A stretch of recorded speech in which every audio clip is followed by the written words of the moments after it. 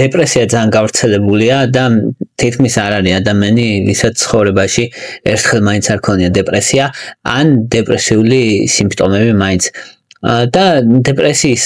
50% ან შემთხვევების 9/9 მიმდინარეობს ჩუმად. ან ფარულია და მისი ოფიციალურად დიაგნოსტირება ვერ ხდება. და ამიტომ გეტყვით დღეს რა არის დეპრესიის ფარული ნიშნები. მანამდე სამ ფარულს ვიტყვით, თქვა არაფარული რა არის და რა სიმპტომები უნდა კონდეს დეპრესიას, რა კრიტერიუმები აქვს დეპრესიას, რადგან ვამბობთ, რომ აი უკვე დეპრესია აქვს ადამიანს. 9 ძირითადი სიმპტომია და ამ 9-დან 5 თუ აქვს 2 კვირის განმავლობაში მაინც მიიჩნევა რომ ეს არის დეპრესია. პირველი ნიშანი არის რა თქმა უნდა დეპრესიული ხასიათი, ანუ თითქმის ყოველ დღე რომ ადამიანი არის სევდიანად. ერთ-ერთი მნიშვნელოვანი ნიშანია. მეორე მთავარი ნიშანი არის რომ ადამიანი კარგავს ინტერესს, ანუ ადრე რაც აინტერესებს და ის აქტივობების სიამოვნებას აღარ ანიჭებს და აჰედონიას ეძახიან, როცა ადამიანს აღარ ანიჭებს ის სიამოვნებას, რაც ადრე ანიჭებდა, შეიძლება ჰობი, საქმის კეთება, შეიძლება მეგობრებთან გართობა,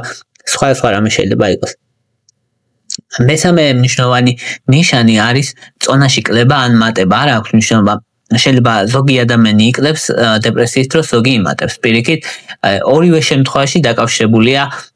ნეიროტრანსმიტერების ცვლილებასთან და ამ ცვლილებას ზოგი ადამიანი ჭამით პასუხობს, ზოგი პირიქით. მეოთხე ნიშანი არის ძილის დარღვევები. ორივე შეიძლება აქაც ინდივიდუალურია. ზოგ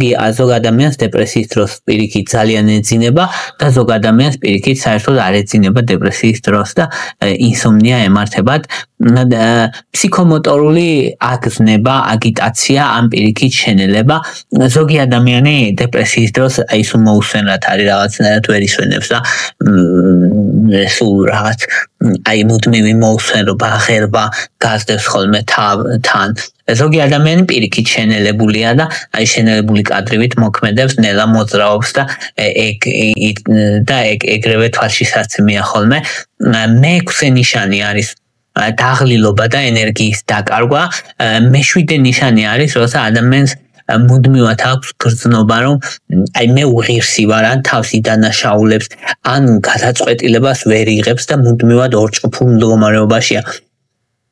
აი ეს საკუთარი თავის დაკნინება და ქვეითებაც დეპრესიის ერთ-ერთი ნიშანია. მერვე ნიშანი არის, რომ კონცენტრაცია უჭირს ადამიანს, ანუ ვერ კონცენტრირდება, ფოკუსი აქვს და ყოველდღიურ საქმიანობაში ხელს უშლის, ანუ ვეღარ მუშაობს იმდენს, რომელსაც მუშაობდა საქმეებს, ვეღარ აკეთებს უგულის ყუროთ, უდგება საკითხებს და მეცხრე ნიშანი არის გამუდმებული ფიქრი სიკვდილზე ან სუიციდის თვითმკვლელობის ფიქრები. აი ეს არის ძირითადი 9 და ამ 9-დან 5 თუ არის წარმოდგენილი 2 კვირის განმავლობაში ისმევა ხოლმე ეს დეპრესიის დიაგნოზი. ხო, ეხლა რა ხდება, როცა დეპრესიის დიაგნოზი პირდაპირ ვერ ისმევა ოფიციალურად და აი ფარულად აქვს ადამიანს დეპრესია. მაგ დროს თუ ვერ აკმაყოფილებს აი ამ ძირითად სიმპტომებს და აქ 5-დან არაა ყველა წარმოდგენილი და ასე სხვა დიაგნოზები შეიძლება მოერგოს ამ დროს და ეხლა აჩვეულებრივი ადამიანისთვის მაგ დიდი მნიშვნელობა არ აქვს, მაგრამ სუბკლინიკური დეპრესია თუ ქვეშღურბლოვანი თუ შეიძლება დეპრესიულ განწყობაზე იყოს ადამიანი, ასევე დისთიმიას ეძახიან, როცა მუდმივად ბუნება განწყობა დაქვეითებული აქვს. შეიძლება იყოს არასპეციფიური დეპრესიული აშლილობა, სხვა დიაგნოზი შეიძლება დაისმას, მაგრამ ამას ამ შემთხვევაში დიდი მნიშვნელობა არ აქვს. თავარი ის არის, რომ აი კლასიკურ დეპრესიაში როცა არ ჯდება. და ეხლა ვისაუბროთ ზუსტად იმაზე, რა ნიშნები აქვს, რა ფარული ნიშნები აქვს, რაც დეპრესიას მიუთითებს და შეიძლება დეპრესიის დიაგნოზი დასმული არ იყოს. პირველი და ერთ-ერთი ყველაზე ხშირი არის ხოლმე, რომ ადამიანი კარგავს ინტერესს და ჰობებს. აი რაღაცნაირად უინტერესო ხდება. არ მიდის სადაც ადრე მიდიოდა და აღარ ერევა იმ საქმეებში რაც წერებოდა, აღარ აინტერესებს დიდად და კარგავს ინტერესს და იტყვიან ხოლმე ადამიანები განსაკუთრებით აი ცოტა ასაკონებში შემჩნევია კიდევაც ხოლმე რომ აი იცი აღარ მაინტერესებს ესენი ადრე როგორ მაინტერესებდა ეხლა სულ ერთი გახდა ანუ სულ ერთი არ უნდა გახდეს თუ ადამიანი ჯანმრთელად არის სულ ერთი არ უნდა გახდეს იმიტომ რომ ადამიანისთვის ორი ძირითადი მოტივატორი არსებობს ან აირიდოს ტკივილი ან მიიღოს სიამონება და არ შეიძლება რომ სიამონების წყარო გახდეს სულ ერთი ამიტომ ერთ-ერთი ფარული ნიშანი არის ხოლმე ეგ მეორე ფარული ნიშანი არის სოციალური განდეგილობა როცა ადამიანი განერიდება ხოლმე სხვა ადამიანებს და თავის ახლობლო წრეს აღარ პასუხობს წერილებზე შეიძლება უპასუხოს აი ბოდიში დაღლილი ვარ და თავიდან იცილებს ადამიანებს და ეგეც ანუ სოციალური განრიყულობაც ერთ-ერთი ნიშანია იმის რომ ადამიანს დეპრესია აქვს იმიტომ რომ ადამიანს რეალურად კარგად ყოფნისთვის სჭირდება სოციალური ურთიერთობები და ბევრი კვლევა მიუთითებს ამაზე რომ აი ეს სოციალური ურთიერთობები ძალიან მნიშვნელოვანია ადამიანისთვის და თუ კი მოიცილებს აი ამ საყვარელ ადამიანებს ახლობელ ადამიანებს ამით ვერ იბრძნობს თავს კარგად ამიტომ სოციალური ჩართულობა ძალიან მნიშვნელოვანია სოციალური მხარდაჭერა ერთ-ერთი პირველია მეტიც ბევრი კვლევები მიუთითებს რომ ადამიანები რომელსაც ყავთ საყვარელი ადამიანი შეიძლება იყოს მეუღლე შეიძლება იყოს შვილები და შვილიშვილები ან მეგობრები და ახლონათესავები ან მთავარია რომ აი ძლიერი სოციალური ბმა კონდეს ადამიანს რადგან ეს ერთ-ერთი მნიშვნელოვანია ხანგრძლივი სიცოცხლისთვის მესამე მნიშვნელოვანი ნიშანი არის გაღიზიანებულობა სულ და როცა აქვს ადამიანს აი ნერვებზე არა რომ აი ეგ აგრესიულად პასუხობს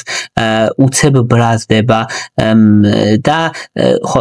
ზოგ ადამიანს ისედაც აქვს ხასიათი ზოგ ადამიანს ემაყება ხოლმე რომ ყოველთვის მიკვირდა ხოლმე რომ ისა რაღაც ნერვიული ტიპობა რომ მიიჩნეოდა ხოლმე კარტონად არა ნერვიული ტიპობა არ ნერვიული ლაბილობა და ეგ სისუსტეა ეგ არ არის სიძლიერე ამიტომ აი ეს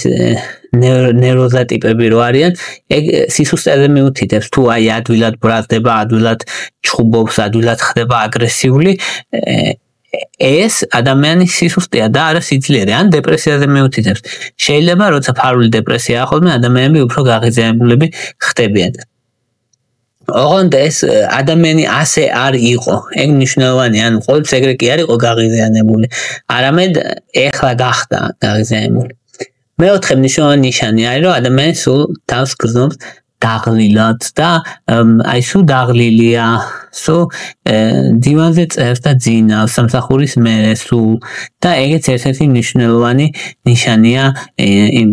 ერთ-ერთი ფარული ნიშანია სხვათა შორის დიდხანს ძილი ანუ ადამიანები რომლებიც ძინავს 12 საათი და რო გეუბნება რომ აი ვიღვიძებ კი ბევრი ძინავს ვიღვიძებ და მაინც დაღლილი ვარ აი ეგეც ერთ-ერთი ნიშანია იმისი რომ ამ ადამიანს შეიძლება ქონდეს დეპრესია ასევე არის თვით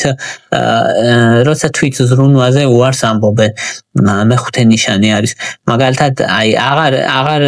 შხაპს აღარ იღებს ისეთი ინტენსივობით აღარ დადის სალონში აღარ არის ისეთი ისე მოწესრიგებულად აღარ ზრუნავს საკუთარ თავზე ელემენტარულ შეიძლება აკეთებდეს მაგრამ ჯამურად რასაც აკეთებდა და რამდენად ზრუნავდა თავის თავზე როცა აღარ ზრუნავს და აი სულ ერთი რო ხდება ეგეც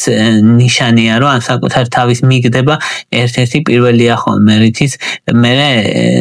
განრიყვასაც იწყებენ სხვებისგანაც და ერთ-ერთი ფარული ნიშანია ხოლმე ის როცა ადამიანი საკუთარ თავზე ზრუნვას ამცირებს და შემდეგ წყვეტს შემდეგი ნიშანი არის პესიმიზმი და მუდმივი ცინიზმი ზოგჯერ ადამიანები არიან ისეთ პესიმისტები და მინახია და ბევრი კიდე ცინიკოსია და რავი ძალიან ბევრია ეგეთი მაგრამ ეხლა ამაზე არა საუბარი რომ ბუნებით ესე პესიმისტი ადამიანი და იოიოა მაგაზე არა საუბარია როცა არ იყო ესეთი და ხდება და მუდმივად რაღაც ცინიკურად პასუხობს მუდმივად კრიტიკულად საუბრობს და პესიმისტურ აზრებს აფრქვევს ერთ-ერთი ნიშანია დეპრესიის და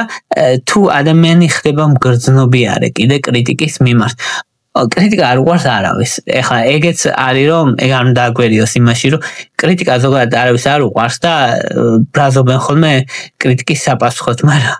თუ ადამიანი ეგეთი არ იყო და ეხლა ძალიან მგრძნობიარე ხდება პატარა რაღაცეებზე და პატარა უკავშირზეც კი უკვე რაღაცა ან ტირის, ან ბრაზობს, ან ჭუბობს რაღაცა, ეგეც დეპრესიის ნიშანია. კიდე აუხსნელი ტკივილები. აი თუ ადამიანი იწყებს რომ აი ეს მტკივა და სამედიცინო იმებზე მივედი შემოწმებებზე არაფერი პრობლემა არ იყო ეგეც ნიშანია ხოლმე აი და კიდე ზედმეტ ჭამას რო იწყებენ ხოლმე ადამიანები